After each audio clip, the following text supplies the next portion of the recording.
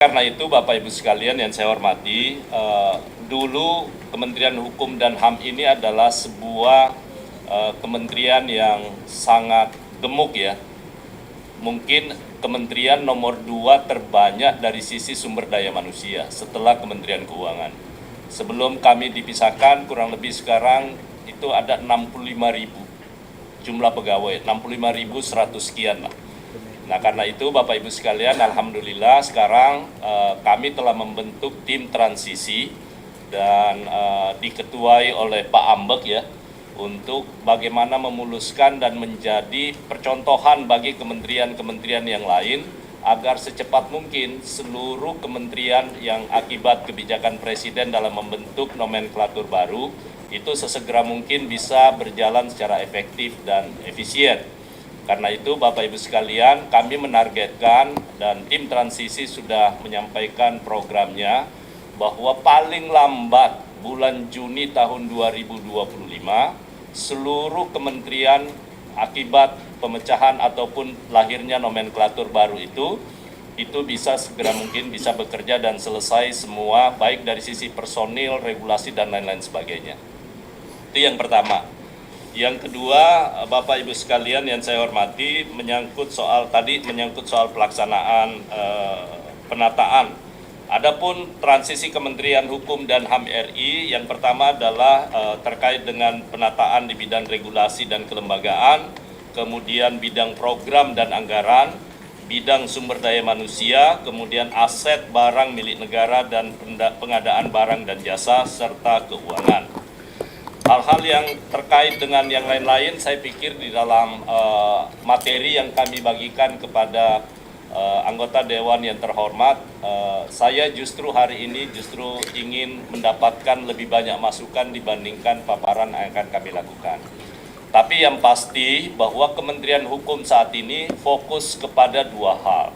Yang pertama adalah memastikan rekrutmen penerimaan pegawai negeri sipil yang saat ini sementara berlangsung, ini adalah bagian awal untuk menentukan kualitas sumber daya manusia di Kementerian Hukum dan HAM.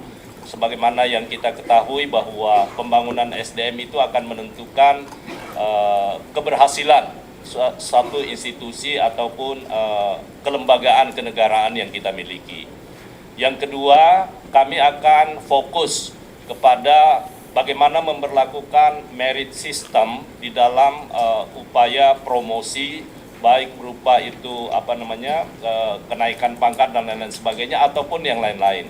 Nah karena itu sekarang tim yang dipimpin oleh Sekretaris Jenderal sedang melakukan upaya untuk mengintegrasikan seluruh sistem yang ada di Kementerian Hukum dan HAM di semua Direktorat Jenderal maupun badan untuk bisa diakses oleh publik.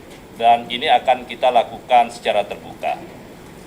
Itu saya pikir yang perlu kami sampaikan kepada Bapak Ibu sekalian. Tetapi walaupun ada masa transisi, saya pastikan bahwa semua layanan-layanan publik tetap berjalan sebagaimana adanya. Karena itu saya berharap mudah-mudahan dengan dukungan teman-teman di Komisi 13 sebagai komisi yang baru, ini akan kita bersinergi untuk membangun Kementerian Hukum menjadi kementerian yang lebih transparan, akuntabel, dan semua tenaga-tenaga yang akan bekerja bersama-sama dalam rangka mendukung program-program pemerintahan di bawah pimpinan Bapak Presiden Prabowo Subianto itu bisa berjalan. Tetapi khusus kepada faktor regulasi, saya ingin sampaikan kepada Bapak Ibu sekalian, bahwa yang pertama, Presiden menugaskan kepada kami untuk melakukan upaya review terhadap seluruh undang-undang, peraturan pemerintah, termasuk di dalamnya adalah peraturan menteri, agar dilakukan sinkronisasi dan harmonisasi supaya satu langkah dalam menuju Indonesia Emas tahun 2045.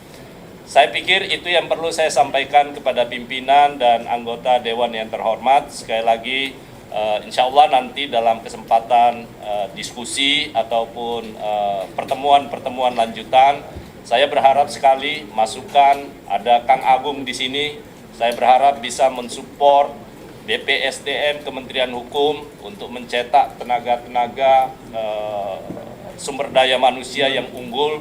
Kami berharap bisa untuk dimasukkan maupun hal-hal yang terkait dengan kesuksesan dalam pengembangan sumber daya manusia di Kementerian Hukum di kemudian hari. Begitu pula halnya kepada teman-teman. Yang saya pastikan satu, bahwa Kementerian Hukum dan HAM, kami bersama dengan Pak Wamen, Pak Sekjen maupun Pak Irjen dan seluruh Direktorat Jenderal, kami akan memastikan, sekali lagi saya ingin tegaskan, bahwa seluruh proses yang berlangsung baik dalam tataran kebijakan maupun pengambilan keputusan akan kami lakukan secara adil, terbuka, dan bisa dipertanggungjawabkan. Demikian, terima kasih. Wabillahi taufiq wal hidayah. Assalamualaikum warahmatullahi wabarakatuh.